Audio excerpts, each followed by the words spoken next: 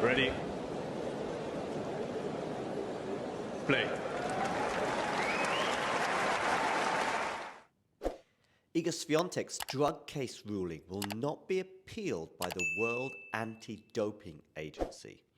Indeed, Iga Swiatek's 1-month suspension for failing a drug test will not be appealed by WADA because her explanation is plausible.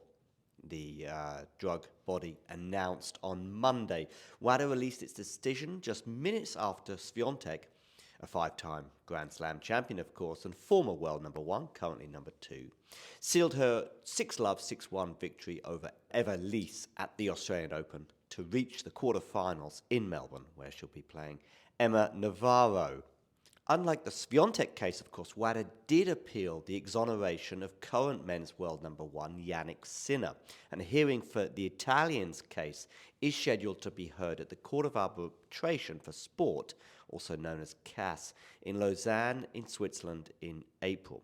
Sinner was not suspended because the International Tennis Integrity Agency determined he was not negligent for 2 positive tests for an anabolic steroid in March. Those tests were conducted, of course, during the Indian Wells tournament.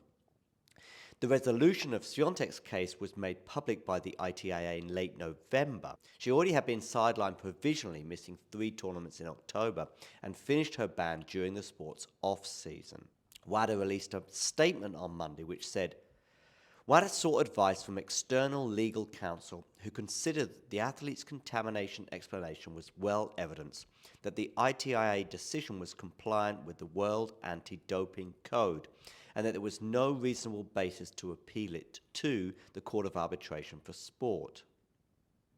Swiatek, of course, accepted a 1-month suspension after testing positive for the banned substance, TMZ, which is a heart medication.